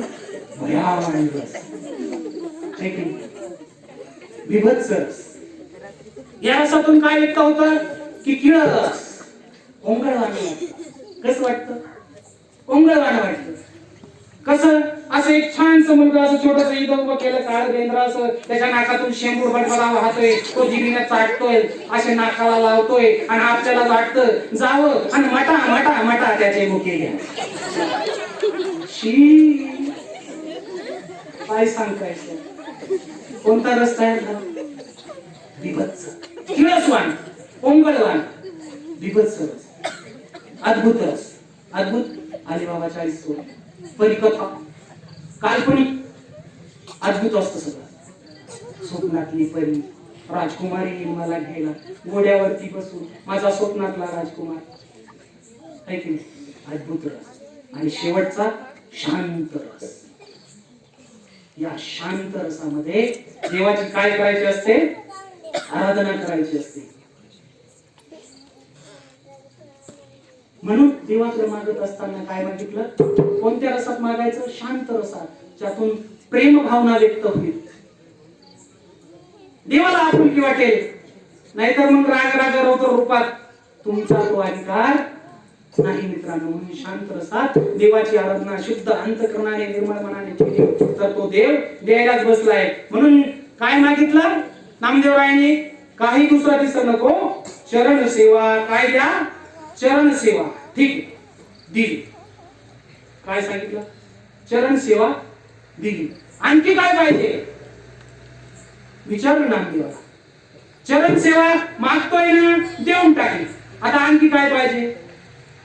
देवा पंढरपुरात वासाचा, पंढरपुरात राहण्यासाठी जागा दे. इतकं पवित्र महान तीर्थक्षेत्र आहे, काशी सारखं पवित्र तीर्थक्षेत्र आहे. तिथं राहिलं आणि तुझं चरणाचं दर्शन जरी नाही घेतलं की आमचे तुकाराम महाराज म्हणतात, कळस जरी दृष्टीस पडला, दृष्टीस पडे कळस, मोक्ष मोक्ष मोक्ष मिळतात. दृष्टीस कळस जरी पडला तरी मोक्ष मिळतो. इतकं पवित्र क्षेत्र पंढरपूरला मांडलं जातं. पण मला राहण्यासाठी जागा दे या पंढरपुरात. देवानं चरण सेवा देऊन टाकली. आणखी काय पाहिजे? पंढरपुरात राहण्यासाठी, मला तुझ्या जवळ राहण्यासाठी जागा. त्यात काय नाही. कशासाठी? तर तुझ्या नुसतं कळसाचं दर्शन जरी घेतलं तरी जन्म जन्मांतरची पाप नष्ट होतात, काशीला गेल्याचं पुण्य मिळतं, असे आमचे तुकोबाराय सांगतात. काय? की आपलं धर्माचं सार्थक होतं. म्हणून मला या पंढरपुरामध्ये जागा देऊ. आणि मागून मिळत नाही ना तुम्ही. असं आपण तोंडाने मागून मिळत अजिबात नाही. काय झालं की एक अण्णा होते, अण्णा, आणि त्याला चोऱ्या करायची सवय होती. बोलक्या चोऱ्या. काय? काही हाणायचं. लग्नात गेलं चापला हाण, काही पण बांधणं चाललं, कोणाचे कांदे हाण, चिंगड्या हाण, स्टॅटर हाण, आटो हाण, कुरड्या हाण, पापड हाण, लोणचं हाण. दिसलं की हाणलं, दिसलं की हाणलं. भुरट्या चोऱ्या. इतक्या चोऱ्या केल्या अण्णांनी, इतक्या चोऱ्या केल्या मित्रांनो. कोणालाही मागून मिळत नाही. नामदेवरायांनी काय मागितलं? पंढरपुरात राहण्यासाठी जागा दे. तुम्ही मागून बघा देतो का देव? असंच अण्णा होता, काहीही हाणायचा. चालता चालता बोलता बोलता मराठवाड्यातला असं त्या भागातला असेल कदाचित. गोष्ट आहे का तुम्हाला सांगतो. असं कोणालाही काही मिळत नाही. असा भुरट्या चोर, चपला हाण, दिसल ते हाण, दिसल ते हाण, दिसल ते हाण. म्हणून त्याला गावातल्या लोकांनी नाव ठेवलं. काय? चोरांना. नावच पडलं चोरांना. अरे चोरांना आले रे, चपला सांभाळा. अरे तिकडं चोरांना आले रे, ते वाळ्याचे ते कपडे घरात या. अण्णाला पाहिले की लोक मिळते. आणि हे चोरांना संध्याकाळच्या वेळेस गावच्या मंदिराच्या ओट्यावरती जाऊन बसायचे. दिवसभर भुरट्या चोऱ्या आणि संध्याकाळी गावच्या मंदिराच्या ओट्यावर. आता तिथं असं त्या गावात सप्ताह चालू होता. आता सप्ताह चालू असल्यानंतर पारायण असतं, आहे की नाही? आपण नाही का गुरुचरित्र लावलंय, स्वामी चरित्र लावलंय, एकनाथांचं आहे की नाही, भागवत लावलंय. तसं तिथं त्या मंदिरात काशी पुराण खंड चालू होतं वाचन. आणि वाचन सांगणारा वाचन करीत होता, अर्थ सांगणारा अर्थ सांगत होता. भला मोठा आपल्यासारखा झाडावरती एक भोंगा टांगलेला होता. वाचणारा वाचन सांगणारा वाचन करीत होता. आणि अर्थ सांगणारा ज्यावेळेस अर्थ सांगायला लागला आणि अर्थ सांगता सांगता भोंग्यातून शब्द बाहेर पडले की माणसानं आयुष्यभर कितीही चोऱ्या केल्या आणि काशीला जर मरण आलं तर सगळ्या पापातून मुक्ती. असं काशी खंडात सांगितलेला अर्थ अण्णानं कानी ऐकला. अरे लायसनच मिळालं म्हणजे. आपण हयातभर चोऱ्या केल्या म्हणजे आपल्याला चोर अण्णा म्हणतात. आणि आता काशीला जर मरण आलं तर अण्णाच्या डोक्यात काशी फिटच बसली. आणि मग तिथे एक कीर्तनकार बाबा होते. आणि भल्या सकाळीच 9 वाजताच अण्णानं बाबाला फोन केला. बाबा हॅलो, कुठे आहे? घरी. येतोय म्हणे मी तुमच्याकडे. कशाला? नाही यायचंय म्हणे. मग या म्हणे. पण अण्णा काही सोपा नव्हता. बाबा म्हणे अण्णा काही सोपा नव्हता, सोपाच घेऊन जायला बसला म्हणून मी सोपाच धरला म्हणे. बायको म्हणून अरे टीव्ही धर, पोरं म्हणून अरे खेळ धर, अण्णा येतोय. आणि अण्णा आला, आणि अण्णा आल्या काय बाबा म्हणे कशाला धरताय वस्तू, आज काय चोरीचं घेत नाही, चोरी बिरीचं काय देत नाही. आणि मग अण्णा गेले बसले आणि अण्णाने विचारलं बाबा काशीला जायचंय. कीर्तनकार बाबाला काय काशीला जायचंय, बाबाला आश्चर्य वाटलं. असं अचानक परिवर्तन, अण्णा काय झालं म्हणे. नाही काशी खंडात सांगितलंय म्हणे आयुष्यभर कितीही चोऱ्या केल्या आणि काशीला जर मरण आलं तर मोक्ष नाही. काशीला जावंच लागेल, काशीला जायचं. अहो अण्णा कशाला काशी, इथून 3000 किलोमीटर आहे म्हणे, एवढ्या लांब कशाला जायचं म्हणे. इथं आपल्या जवळ पंढरपूर आहे ना, तिथं जा, पांडुरंगाचं दर्शन घ्या, गळ्यात माळा घाला, त्याच्या चरणावरती मस्तक ठेवा, कळसाचं दर्शन घ्या, मोक्ष मिळेल ना म्हणे. नाही ते बाकीचं मला माहित नाही नंतर, मला काशीला जायचं. काशी खंडात सांगितलं किती चोऱ्या केल्या तर डायरेक्ट मोक्ष.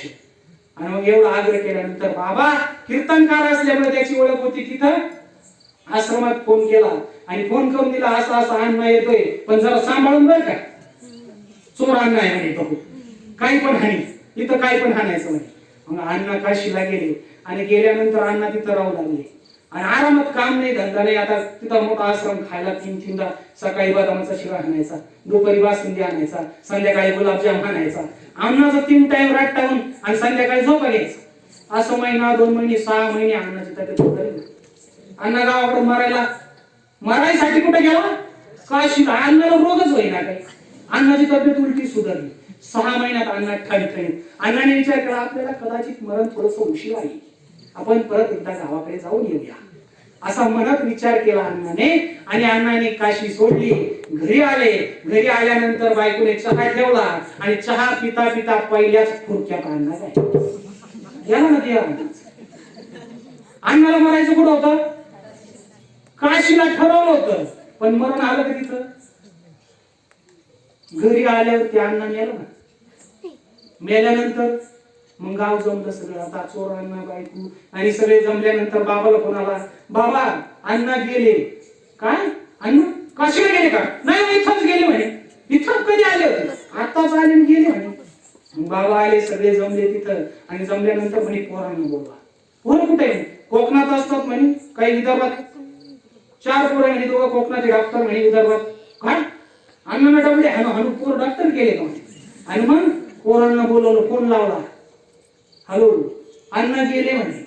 कश काय, काही नाही, जीव जाण्याच निमित्त झालं. का जीव जाण्याच निमित्त झालं, पण अण्णा गेले. पोरं आले आणि पोरं आल्यानंतर रात्र गुजारली आणि सकाळी सांगण्याचा अंत्यविधी काढायचा. अंत्यविधी काढल्यानंतर मोठा पोरगा बाबाला म्हणतो, बाबा अण्णाला इथं नाही जायचं. काय मग कुठं जायचं. अण्णाची इच्छा होती काशीत मरायची, मरण नाही आलं म्हणे, पण अण्णाची आपण काशीलाच अंत्यविधी करायचा म्हणे. अरे येणं झालं की काय काशीला, पण खांदा कोण देईल म्हणे एवढ्याला. नाही रोजाने माणसं तू, पण अण्णाला काशीतच न्यायचं म्हणे. आणि मग ठरलं आता रोज, आता डॉक्टरच त्याची कमाई करतो.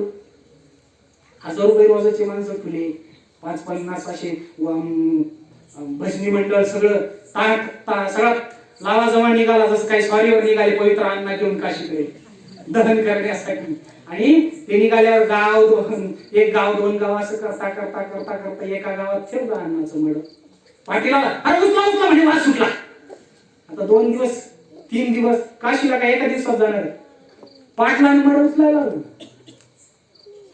खांदेकरी नाक बांधून, भजनी मंडळ नाक बांधून, बाबाई नाक बांधून, जसं काही करोना झालाय सगळ्यांना. अण्णाचा मोकार वास सुटला.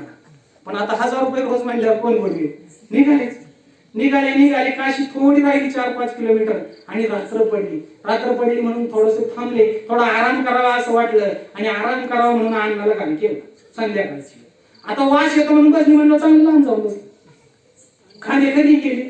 मी आपला पहारेकरी थोडा लांबून बघत होतो असं वाऱ्याची दिशा पाहून, पण फारच उशीर झाला. जांभळ्या यायला लागल्या, कंटाळा यायला लागले. पार पहाटेचे 2 वाजले आणि 2 वाजल्यानंतर झोप कुठं आवडती म्हणून मी आपलं लांब जाऊन पडले. आता खूप अंधार झालाय, कसलं कोण येतं काय.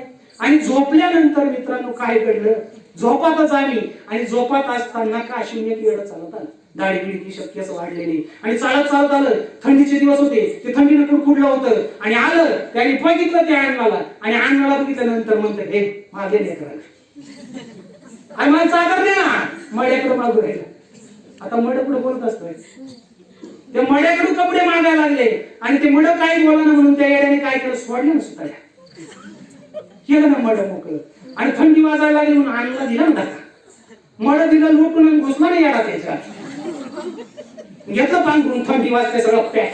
अण्णा दिला लुटून, वास सुटला म्हणून 5-50 कुत्रे जमले. अण्णाचा सुपडा सात हायचा सहित आणला अण्णा गाय येडा मधी. आता हे सगळे उठले, सकाळी उठल्यानंतर आता काशी जवळ 5 किलोमीटर अंतरावर आणि सगळ्यांनी घाई घाई अण्णाला उचलल्यानंतर भजनी मंडळ पुढं, खांदेकरी बाबाई त्यांच्या बरोबर, त्यांना काय माहिती रात्रीचं काय घडलं. गेले, अण्णाला नेलं तिथं. भटजी बुवा अंत्यविधीसाठी तिथे नेल्यानंतर तयारच होते. हो या या या म्हणे. कुठून आला म्हणे? विदर्भातून आलो, लई लांबून आलोय, पवित्र अन्न आणलाय म्हणे इथं जन्म करायला. द्या म्हणे. ठेवलं ते, वास सुटला. भटजीने पण नाक बांधला की काय पवित्र अन्न, लई लांबून आलोय म्हणे, आता ते होणारच म्हणे. आणि मग मंत्र म्हणायला भटजीने सुरुवात केली. मंत्र म्हणायला सुरुवात केल्यानंतर भटजी म्हणे की इथं 2 प्रथा आहे म्हणे. काय? एवढ्या लांबून आणलंय मड, इथं बोली लावावी लागते म्हणे. आणि बोली दे म्हणे, पोरगा डॉक्टर आहे, चांगले पैसे आहे म्हणे त्याच्याकडे. आणि बोली 1 लाखावर गेली. किती? 1 लाख रुपये भटजीने घेतले खिशात घातले. आता दुसरी एक प्रथा आहे म्हणे, नदीत जाऊन जल आणावं लागतं आणि उदक सिंचन मंत्र म्हणून मड्याच्या तोंडावरती शिपडावं लागतं म्हणे. आणि मग ते जल आणण्यासाठी बाबा म्हणे गेलो घागर घेऊन आणलं आणि भटजीकडे दिलं. भटजीनं मंत्र बिंत्र म्हणले आणि मंत्र म्हणून तो मड्याचं तोंडाचं बाजूला केलं आणि तोंडाचं बाजूला केल्यानंतर पाणी शिपडायचं होतं. मंत्र चालू होते आणि मंत्र चालू असताना एका खांदेकराने पाहिलं आणि पळत पळत बाबाकडे थोडासा सांग, बाबा अण्णा बांध आता दाढी नव्हती हो, लई दाढी वाढली. काय काय म्हणतो म्हणे दाढी वाढली म्हणून बाबाने सर टाचवर करून, अरे बाप गेल्यावर जास्त वेगाने वाढते काय. आणि मग मंत्र म्हणले आणि मंत्र म्हणून पाणी भटजीनं शिंपडलं. लगेच जांभळी, येड्याची जांभळी भटजीचं पितांबर संगच केलं. मुर्गा उडालाय. ऐक, दृष्टांत इथं संपला मित्रांनो. मला काय सांगायचंय की मागून मिळत अण्णानं ठरवलं होतं की काशीला मारायचं. गेला 6 महिने राहिला, दष्टपुष्ट झाला, परत गावाकडे आला, कर्म सोडी नाही. म्हणून नामदेवराय काय मागतात की देवा मला कुठं जागा द्या, पंढरपुरात राहायला जागा द्या, दुसरीकडे तिसरीकडे काहीही नको. आणि हे सगळं झाल्यानंतर मग आणखी काय पाहिजे? दिली जागा. आणखी काय पाहिजे? संत संगती द्या. काय द्या? संतांची संगती द्या. मित्रांनो, केंद्राच्या संगतीत आला, माऊलीच्या संगतीत आला, महाराजांच्या संगतीत आला, सेवा केली तर अनुभव आल्याशिवाय राहणार नाही. साधू संतांनी सांगितलेलं आहे. म्हणून संतांची संगत. काय मागितलं नामदेवरायांनी? संत संगती. काय होतं संत संगतीनं? तुम्ही जर इकडे गेला आळा फाटा इकडं सुप्याकडे, तर तिथं एक गाव आहे, तिथं रेड्याची समाधी. कोणाची? रेडा. रेडेमुखी वेद वदविले. कोणी? ज्ञानोबा माऊलींनी. रेडे तोंडातून वेद वदविले. तिथं एकादशीला, प्रत्येक एकादशीला कीर्तन असतं. द्वादशीला कोणाच्या? रेड्याच्या. कीर्तन कोणाच्या? रेड्याच्या. एकादशीला रोजच्या पंक्ती असतात. एकादशीला कोणाच्या? रेड्याच्या. कोणाच्या संगतीत आलं होतं रेडा? संतांच्या, ज्ञानोबा माऊलीच्या संगतीत. म्हणून काय म्हणतात माझा नामदेवा? देवा संतांची संगती. दुसरं तिसरं काही नाही, संतांची संगती. तुम्ही आळंदीला जा, आळंदीला जर गेला तर माझ्या ज्ञानोबा रायाची माऊलीचा सोहळा असतो. लाखोने लोक जमतात. जवळजवळ 10 लाख लोक जर जमले, 10 लाखाची वारी झाली तर 5 लाख लोक ज्ञानोबा रायाच्या समाधीवरती डोकं टेकवतात आणि 5 लाख लोक एका भिंतीवर डोकं टेकवतात. काही महिला त्या भिंतीला हळद कुंकू लावतात, तीर्थदर्शन घेतात. आपल्याकडे काय भितडी काय नाही? किती भितडी ना आपल्याकडे. घ्या बरं दर्शन, लावा बरं, रोज एक भीत, रोज एक. लोक म्हणते उचला जाऊ द्यायला येडवले. मग भितडीचं दर्शन का? ती कोणाच्या संगतीत आली? संतांच्या संगतीत, ज्ञानोबरायांच्या संगतीत. म्हणून संतांची संगत घ्या. तुम्ही जा इकडं एक गाव आहे, खांबे तिथं. आता हे भरपूर खांबे, आपल्याकडं मोठं मंदिर बांधलंय भैरवाचं. कशावर उभं आहे? खांबावर, दगडाचं, निर्जीव. आणि जर नेवाशाला गेला तिथे एक खांब आहे. 1 लाखाची 2 लाखाची वारी होते. इतकी लोक जमतात तिथे एकादशीला. कशासाठी? त्या खांबाचं दर्शन घेण्यासाठी. का? कशासाठी? संगत. कशाची? माऊलीने त्याला टेकून ज्ञानेश्वरी सांगितली. म्हणून सांगितले काय द्या? देवा मला संतांची संगत द्या. काय मागताय नामदेवराया? देवाच्या चरण सेवा द्या, पंढरपुरात राहण्यास जागा द्या, संतांची संगत द्या, असं मागणं. आणि ते कसं? आत्मविश्वासाने, कॉन्फिडन्स पाहिजे, आत्मविश्वास पाहिजे. तिथे येड्या गबाळ्याचं काम नाही. कॉन्फिडन्स, आत्मविश्वास. शुद्ध गावरान भाषेत सांगायचं त्याला दानच लागते. काय लागते? दानच. आपला आत्मविश्वास वेगळाच, आपला कॉन्फिडन्स तो वेगळाच. काय झालं? एक माणूस होता, त्याचं पोरगं बोबडं बोलायचं, सारखंच बोबडं बोबडं बोलायचं. एक जणांनी त्याला विचारलं, का हो तुमचं पोरगं का बोबडं बोलतं? नेहमीच बोबडं बोलतं का हो? पोराच्या बापाचं कॉन्फिडन्स बघ. का हो तुमचं पोरगं नेहमीच बोबडं बोलतं का? नाही हो, जेव्हा बोलतं तेव्हाच बोबडं बोलतं. कॉन्फिडन्स. जेव्हा बोलतं तेव्हाच बोबडं बोलतं, मी नेहमी बोलत नाही. एका मुलीचं लग्न जमलं, बोला आपला संसार, मी तो या घरात आले, आता आमचं तुमचं काय राहिलं? अरे तुझे मी जर तुझ्या घरात आले तर आपल्या संसाराचा स्वर्ग बनवून टाकेल. याला वरण भात सोयीचा बनवते, स्वर्ग बनवून. कॉन्फिडन्स मान. सुईचा वरण भात येत नाही आणि काय बनवेल म्हणे? स्वर्ग बनवून. गोंधळ झाला मित्रांचा. म्हणून आपलं मागणं कसं असलं पाहिजे? नामदेवरायांसारखं असलं पाहिजे. देवा चरण सेवा द्या, पंढरपुरात राहण्यासाठी जागा द्या, देवा संतांची संगत द्या. म्हणून महाराजांकडे काय मागितलं पाहिजे? आपण एवढे 7 दिवस पारायण केलं की हेची दान दे का देवा तुझा. या ना संतांच्या, केंद्राच्या संगतीत या, भाऊंच्या संगतीत या, सेवकऱ्यांच्या संगतीत या. काय होतं? काय मिळतं? इथे या संगतीत आल्यावरती काय मिळतं? माझा एक आजचा घडलेला अनुभव सांगतो काय मिळतं. माझं आज मी संगमनेरला गेलो.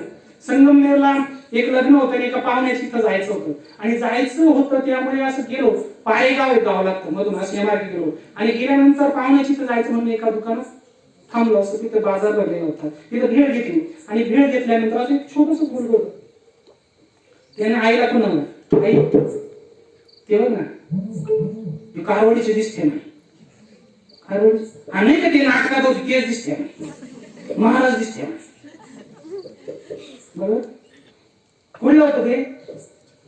त्यांची माझी ओळख नाही आणि त्यांनी मला तिथं ओळख. म्हणजे महाराज हे कोणाला कुठेही कसलंही स्थान प्राप्त करून देऊ, असे असंख्य लोक मला भेटतात की ज्यांना मी ओळखत नाही ते मला ओळखतात.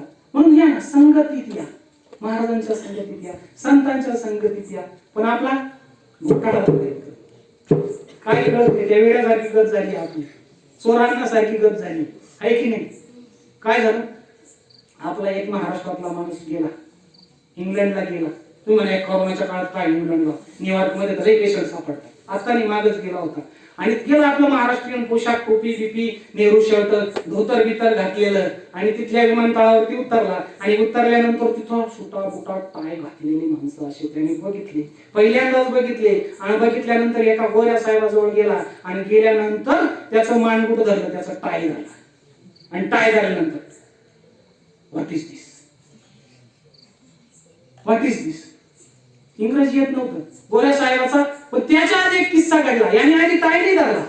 हा महाराष्ट्रातला माणूस तिथे 1 तास गेल्यानंतर धोतर बितर घातलेलं होतं हे बघितल्यानंतर तिथल्या लोकांची थोडीशी अवस्था वेगळी. हा कोण असा वेगळाच एलियन उतरला की काय परग्रहावरून एखादा आहे की नाही, जादू तसा तिथं उतरलेला. आणि मग त्या गोऱ्या साहेबांनी त्याचा कासोटा धरला. धोतराचा कासोटा असतो ना असा अडकवलेला, बिर्या बिर्या घालून छान. आपले शास्त्री लोकांना माहिती आहे की नाही, शास्त्री लोक त्याने असा अडकवलेला होता. त्या गोऱ्या साहेबाने धरला. What is this, what is this. मग आपल्या महाराष्ट्रीयन माणसाने त्याचं मानगुट धरलं. ते लोमतंय असं, आमच्याकडे कुत्र्याच्या गळ्यात बांधतं म्हणे असं पट्टा, जनावराच्या गायच्या गळ्यात असतं म्हणे असं. मग ते what is this, what is this. त्यानं का सुद्धा धरला, तो विचारतोय व्हॉट इज दिस. मग या माणसाने त्याचं मानगुट धरलं, विचारतोय व्हॉट इज दिस. आणि मग त्या महाराष्ट्रीयन माणसाला त्या गोऱ्या साहेबांना उत्तर दिलं, दिस इज माय नेक टाय. माझ्या मानेचा टाय आहे, गळ्यात अटवायचा टाय. महाराष्ट्रातला माणूस विचारतोय ना what is this, what is this. This is my neck tie. मग महाराष्ट्रातला माणूस म्हणतो this is your neck tie, that is my back tie. गळ्यातला टाय तर माझा उराचा टाय. असा गोंधळ झाला. म्हणून परमेश्वराकडे मी सांगितलंय, नामदेवरायांसारखं मागा मित्रांनो. आणि आत्मविश्वासाने, अटळ आत्मविश्वास असला पाहिजे, श्रद्धा असली पाहिजे. 100% होईलच. होईल का, करू का, करूच मिळणार नाही, नाही आणि नाही. सेवा करूच नको. शंका आली, संपलं. अनन्य भावाने 100% विश्वास ठेवून श्रद्धेने महाराजांना शरणे होईलच. 5 किलोमीटर पळणाऱ्या एका धावपटूला विचारलं तुझ्या यशाचं रहस्य काय. तो म्हटलं मी चालत राहिलो, चालत राहिलो, चालत राहिलो, थांबलो नाही. यश तेच करायचंय, करत राहायचं, सातत्याने करत राहायचं, करत राहायचं, थांबायचं नाही. सारखं करत राहा, पळत राहा, पळत राहा. पळताना आलं तर चालत राहा, चालत राहा, चालत राहा. चालताना आलं तर रंगत राहा, रंगत राहा, रंगत राहा. रंगताना आलं तर सरपटत राहा, सरपटताना आलं तर घसरत राहा. पण थांबू नका, करत राहायचं. तर मिळेल, नाही तर मधीच टाटा वाय वाय करणाऱ्याला काहीही मिळत नाही. आमच्या गुरुजींनी गोष्ट सांगितली होती की मी एकदा असा जंगलात गेलो म्हणे, आणि जंगलात जाताना 2 झाडं घेऊन गेलो. किती? 2 झाडं बरोबर नेले म्हणे. एक पारिजातकाचं आणि एक बांबूचं. अशी 2 झाडं नेली. आणि 2 झाडं नेल्यानंतर तिथं खड्डा घेतला, आणि खड्डा घेऊन ती झाडं लावली. आणि लावल्यानंतर मित्रांनो त्याला पाणी घातलं. आणि पाणी घातल्यानंतर उत्सुकता असते ना माणसाला, झाड कसं भरतंय, कसं फुलतंय, कसं वाढतंय ते बघण्यासाठी. आणि म्हणून मी 2 दिवसांनी गेलो म्हणे, तर बघितलं तर झाड जरा पारिजातकाचं झाड थोडंसं टवटवीत वाटत होतं. बांबूचं झाड तसंच, त्याच्यात काही परिवर्तन दिसत नव्हतं. मग मी त्याला पाणी घातलं. नंतर 8 दिवसांनी गेलो आणि बघितलं तर पारिजातकाच्या झाडाला थोडीशी पालवी फुटलेली होती, बांबूचं झाड मात्र तसंच होतं. नंतर 6 महिन्याने, वर्षाने गेलो, बघितलं तर पारिजातकाचं झाड चांगलं टवटवीत, थोडंसं गोंडेदार वाढलेलं होतं, बांबूचं झाड मात्र तसंच होतं. मला वाटलं हे बांबूचं झाड काही येत नाही, बांबूचं झाड कदाचित मेलं असावं. म्हणून मी पुन्हा घरी आलो. नंतर 1-2 वर्षांनी गेलो, बघितलं तर पारिजातकाचं झाड चांगलं बहरलं होतं, त्याला सुंदर अशी फुलं आलेली होती, पण बांबूचं झाड मात्र तसंच होतं. परत 3 वर्षांनी गेलो, पारिजातकाचं झाड चांगलंच उंच झालं होतं, थोडंसं प्रौढ माणसासारखं वाटत होतं, फांद्या फैलावलेल्या होत्या, सगळीकडे फुलं पडलेली होती, पण बांबूचं झाड मात्र तसंच होतं.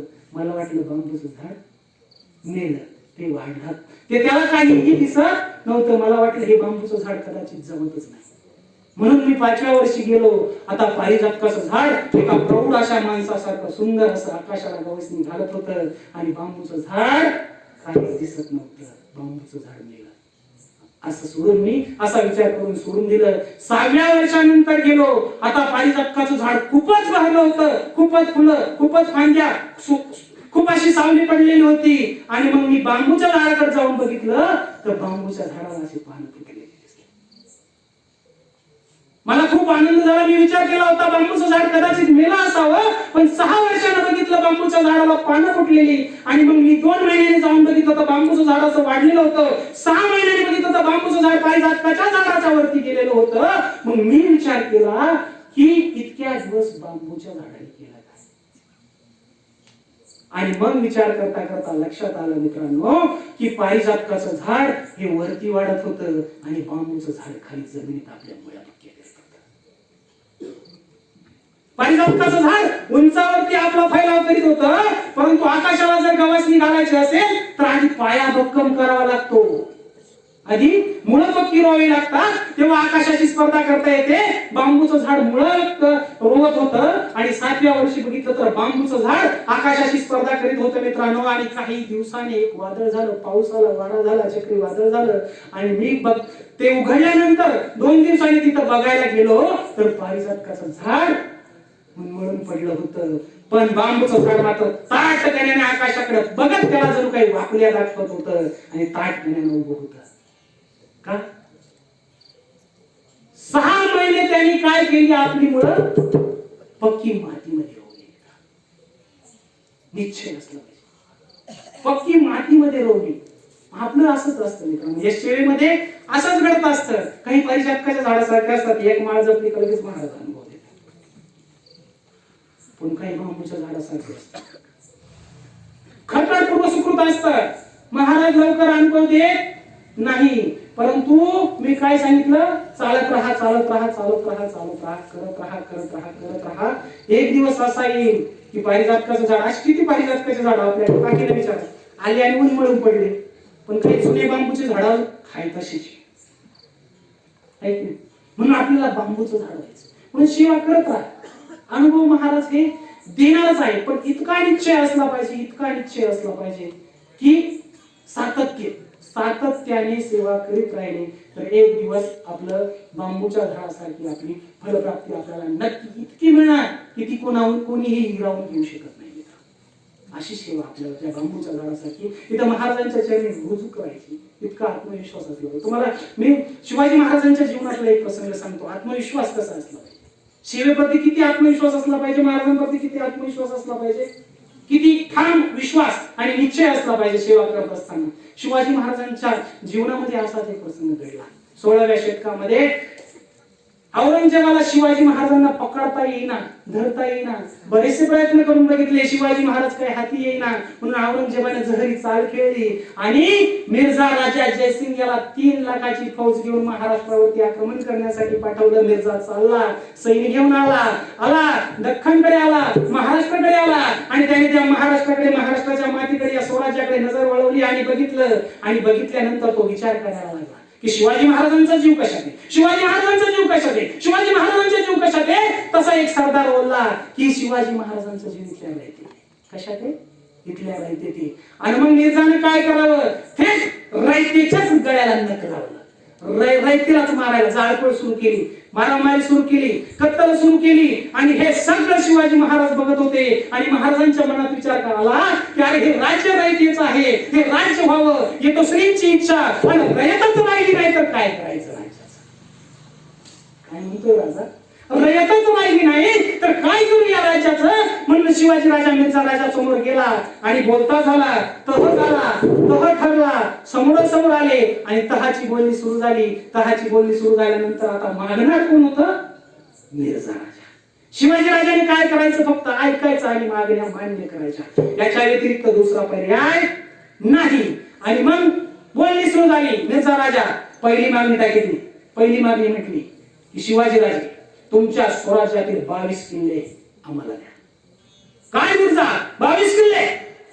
तुला 22 जर दिले तर माझ्या स्वराज्यात छोटे मोठे फक्त 16च किल्ले माझ्याकडे, तुला 22? शिवाजी द्यावाच लागते, त्याशिवाय पर्याय नाही. देऊन टाकले.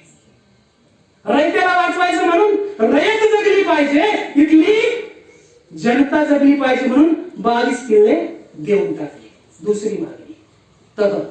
मिर्झा राजा म्हणतो शिवाजी राजे, तुमचा पुत्र आमच्याकडे ओलीस ठेवा. काय मिर्झा? आमचा पुत्र? मिर्झा त्याला राजकारण म्हणत नाही. केसरसिंह मिर्झा जहरी हसला आणि म्हटला, शिवाजी राजे यालाच राजकारण म्हणतात. तुमचा पुत्र आमच्याकडे ओलीस. शिवाजी राजाने देऊन टाकला. स्वराज्यासाठी पोरगा गहाण ठेवला. जगाच्या पाठीवरती एकमेव राजा आहे, स्वराज्यासाठी पोरगा गहाण ठेवला. आणि एवढ्यावरती मिर्झा थांबला नाही आणि मिर्झा राजा बोलता झाला, शिवाजी राजे तिसरी गोष्ट महत्वाची, तुम्हाला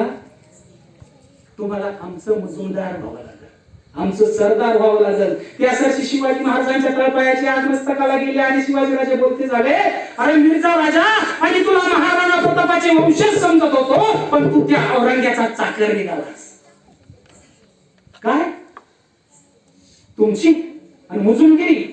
अरे रयतेने याच्यासाठी रक्त नाही सांडवलं, माझ्या सरदारांनी, सेनापतींनी, सैन्याने याच्यासाठी रक्त नाही सांडवलं की आम्ही मोगलांची चाकरी करावे, तुमचे चरण धरावे, तुम्ही सांगितलं ते ऐकावं, याच्यासाठी माझी रयत लढली नाही. हे शक्य नाही. केसरसी मिर्झा पता झाला की राजे करावीच लागेल. केसरसी शिवाजीराजे म्हटले की मिर्झा राजा मी नाही, आमचा बाळ शंभू राजा तुमचा मुजुमदार होईल. केसरसी मिर्झा हसला आणि बोलला शिवाजी हुशार आहात, पण नाही, तुम्हाला पण तुमच्या मुलाबरोबर आमची चाकरी करावीच लागेल. आणि मग शिवाजी महाराजांनी मोगलांची चाकरी सुरू केली. मित्रांनो, त्यातही एक राजकारण होतं, पण आत्मविश्वास बघा. शिवाजी महाराजांनी मोगलाची चाकरी केली, स्वराज्यातील 22 किल्ले देऊ केले, कोरगा गहाण ठेवला, स्वतः मोगलांचा चाकर झाला. आणि हे सगळं करीत असताना शिवाजी महाराजांचं स्वराज्याचं स्वप्न भंगलं. रयतेच्या डोक्यावर सुखाचं छत्र धरावं म्हणून स्वतःच्या आयुष्याचं रणांगण करून घेणारा हा माझा शिवछत्रपती राजा, त्याचं स्वप्न भंगलं, पण संपलं नाही, फक्त भंगलं. आणि मग शिवाजी राजाने विचार केला, काय बिघडला? 22 किल्ले गेले, थोडासा लवकर राज्याभिषेक झाला असता. 22 किल्ले गेले तर कुठे बिघडला? आणि मग शिवाजी राजांनी मुलतगिरी स्वऱ्या पुन्हा गड किल्ले काबीज करायला सुरुवात केली. एवढ्या प्रचंड वेगाने मित्रांनो मला अभिमान वाटतो सांगावासा की ग्रीनिश बुक ऑफ रेकॉर्ड मध्ये नोंद घेतली या गोष्टीची की तह झाला त्यावेळेस शिवाजी राजांनी 22 किल्ले मोगलांना देऊ केले होते आणि शिवाजी राजाकडे फक्त 16 किल्ले होते. त्यानंतर 9 वर्षाने शिवाजी राजांनी राज्याभिषेक करून घेतला. त्यावेळेस शिवाजी महाराजांकडे 361 किल्ले होते.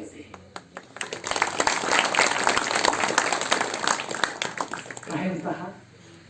आत्मविश्वास, कॉन्फिडन्स, तो आपल्याकडे असला पाहिजे. एवढा स्वराज्याप्रती एवढी महाराजांची कळवळ होती की मिळवायचंय, करायचंय आणि करायचंय की राज्य मिळवायचंय. म्हणून आपल्याला सुद्धा महाराजांची सेवा करीत असताना एवढी तळमळ वाटली पाहिजे की काय कोणी येत नाही मित्रांनो. म्हणून मागायला शिका. कोणासारखं? ज्ञानोबासारखं मागायला शिका, तुकोबासारखं मागायला शिका, माझ्या नामदेवासारखं मागायला शिका. देवा तुमची चरण सेवा द्या, पंढरपुरात स्थान द्या, देवा संतांची संगत द्या, मागायला शिका. मदारी मेहतर सारखी सादर झटकण्याची सेवा मागायला शिका. शिवाजी राजाच्या स्वराज्यातील एका सैनिकासारखं मागायला शिका. तानाजी सारखं कोंडाणा मागायला शिका. बाजी प्रभू सारखी पावनखिंड मागायला शिका.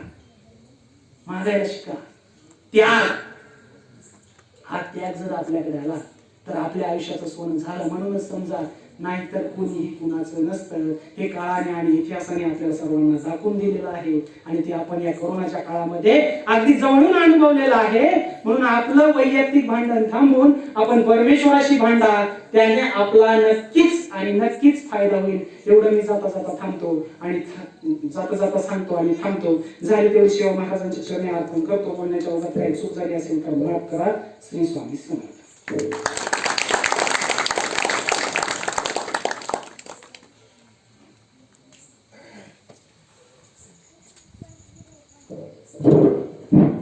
श्री स्वामी समर्थ. प्राचार्य शिवाजीराव भोसले फार सुंदर म्हणायचे, वक्तृत्वाचा नियम आखताना की वक्त्यानं श्रोत्यांना समजेल असं बोलावं, वक्त्यानं श्रोत्यांना समजेल असं बोलावं आणि श्रोत्यांना समजल्यानंतर थांबावं. खऱ्या अर्थानं या प्राचार्य शिवाजीराव भोसले यांच्या वक्तृत्वाच्या नियमात राहून ज्यांनी या ठिकाणी सुंदर असं मार्गदर्शन करण्याचं काम केलं, तुम्हाला आम्हाला समजल्यानंतर ते खऱ्या अर्थानं थांबले. संत काय मागतात आणि आपण काय मागतो याचा फरक त्यांनी तुम्हाला आम्हाला मार्गदर्शनाच्या माध्यमातून सांगितला. खऱ्या अर्थानं आम्ही प्रत्येक जण या ठिकाणी सेवा करतोय. या सेवेच्या बदल्यात तुम्हाला आम्हाला काय मागायचंय हे खऱ्या अर्थाने या मार्गदर्शनातून तुम्हाला आम्हाला लक्षात आलेलंच असेल. पण नचतो पद अंतरारे, खऱ्या अर्थाने हे जर मागितलं तर खऱ्या अर्थानं तुमची आमची आध्यात्मिक प्रगती झाल्या वाचून राहणार नाही आणि हे करालच. आणि या मार्गदर्शनातून नक्कीच तुम्ही हे काहीतरी घ्याल इतकाच आशावाद व्यक्त करतो. असून उद्याच्या सूचना असतील. उद्या सकाळी मल्हारी याग आणि रुद्रयाग होईल. या यागासाठी प्रत्येकाने उपस्थिती दाखवणं गरजेचं आहे. आपला फक्त 2च दिवस आपल्याकडे राहिलेले आणि उद्याचाच फक्त याग आहे. आणि मल्हारी याग रुद्रयागासाठी प्रत्येकाने उपस्थिती ठेवा. महत्वाचं म्हणजे येताना एक वाटी हळद घेऊन यायची प्रत्येकानं, कारण सुंदर असं याग होणार आहे. उद्या शेवटचा दिवस म्हणून एक वाटी हळद घेऊन यायची. त्याच्यानंतर आपलं मार्गदर्शनाचं जे शेड्यूल होतं थोडं आगळं वेगळं केलेलं आहे. आज विठ्ठल भाऊंचं मार्गदर्शन झालेलं आहे. उद्या तुषार भाऊ त्यांचं मार्गदर्शन उद्या होणार आहे. काही कारणास्तव ते मार्गदर्शन अलीकडे पलीकडे केलेलं आहे. उद्या सुंदर असं मार्गदर्शन आहे.